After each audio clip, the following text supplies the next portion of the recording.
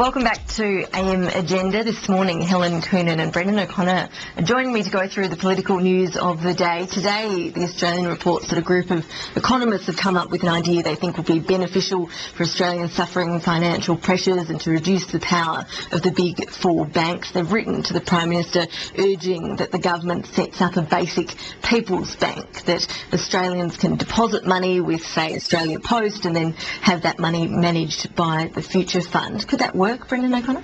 Look, that's not something that's been contemplated by the government. We believe the banks in our economy have worked very well. If you look at for example, the four banks, they're in the top 8 banks in the world, assessed by the independent experts, rating them at, I think it's AA or AAA ratings, which is a very high performance. That provides confidence in our financial system, confidence in our economy, which is very important in terms of us getting out of the effects of the global recession. So I don't think there's any particular need to look at a systemic review of our financial system. It's very sound. There's no doubt the big banks here are performing well compared to their counterparts overseas, but still the banks haven't passed on the full interest rate cuts. There are fears that they could be taking advantage of the government's bank deposit guarantee. In New Zealand they have Kiwi Bank, that's apparently been quite successful. Helen Coonan, do you think it's something the government should examine here? Well, yes, look, I agree. It's not about financial stability, and I do think it is an interesting idea, and I think innovative ways in which consumers can be assisted with how they choose their financial products and how they actually run their finances should not be dismissed out of hand. So I think it's an interesting idea. I obviously don't know enough about it to make an informed comment, but I think we should be open to innovative ideas, and you often find that out of a lot of ideas can come, the kernel of something that's workable. And I mean, ultimately, I think you have to stand up for consumers here, and I don't mean to be bashing the banks. I'm not saying that at all, but I do think that if consumers can get a better deal in some more innovative financial package, that's something that we should consider.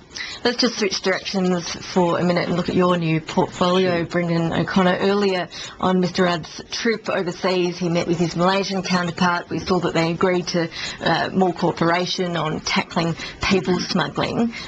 When you've been getting your head around this new portfolio, has it alarmed you a bit to see the sort of rises we've seen, the influx we've seen of asylum seekers coming here, and how many more people do you expect we can to see coming here this year? Look, there's no doubt that there are waves of people movement globally. It occurs at different times. They're usually as a result of major push factors, including war, civil war, famine, where you have millions, literally millions of people that are displaced, either forcibly or otherwise.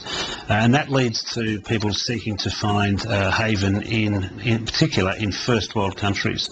And so as a result, as we saw between 1999 and 2001, as we saw earlier in the 70s and early 80s with the refugee seekers from Vietnam, we will see from time to time increases in efforts to reach our shores, and we've seen recently a relative increase in that. And of course we have to do therefore everything we can to tackle the pernicious trade that is people smuggling, that places very vulnerable and desperate people in situations that could cause them harm or even fatality. So what does all of that mean for us now? How many people do you expect to arrive here by the end of the year? Is it thousands, as recent reports have suggested and Indonesian authorities have been warning about? Look, it's an unknown quantum as to what may or may not occur, because it depends on so many different variables. But what I do know is that there are increased efforts and increased cooperation in the region to prevent people leaving source countries and leaving transit countries. So the work I'm doing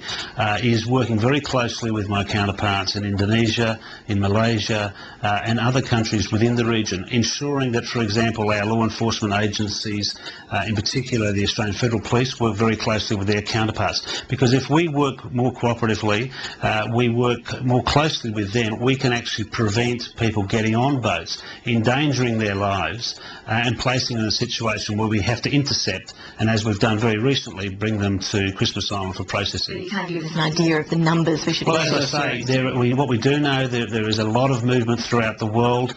People are looking to get mainly to Europe. For example, last year 335,000 were seeking applications for refugee status in Europe. 4,700 were seeking application here. We know that there's currently an increase in efforts. Our determination as a government is to do everything we can to prevent boats, so of course, and prevent unlawful arrivals and ensure people are not endangering themselves, but most importantly we protect the integrity of our borders.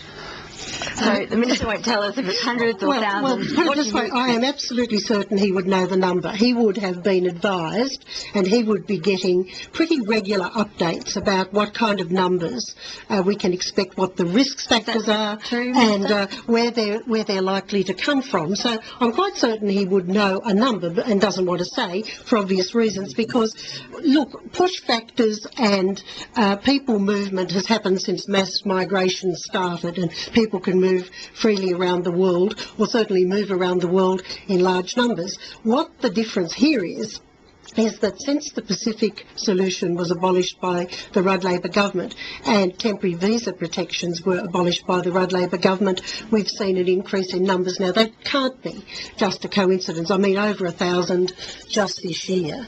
So it's, I think, unarguable that a change in direction has been signalled to people smugglers, and that is a pernicious trade. I think we all agree that it is an appalling thing to be encouraging people to get on to, really risk their lives. No one really wants to see that.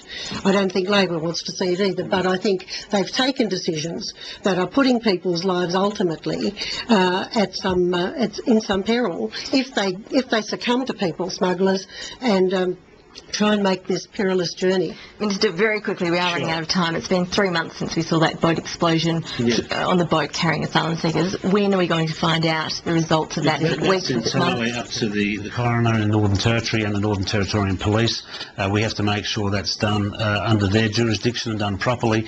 Can I say in relation to the comment made by Helen, that I can assure you... I'm going to have to wrap up. I'm being told we've got to get back to... I think you've made your points on the arguments for pros and cons of the government's immigration policies. Thank you for your time this morning. We do have to get to the news. Join Kieran Gilbert this afternoon. PM Agenda. I'll be back tomorrow morning. For now, I'm Ashleigh Gillon. Thanks for your company.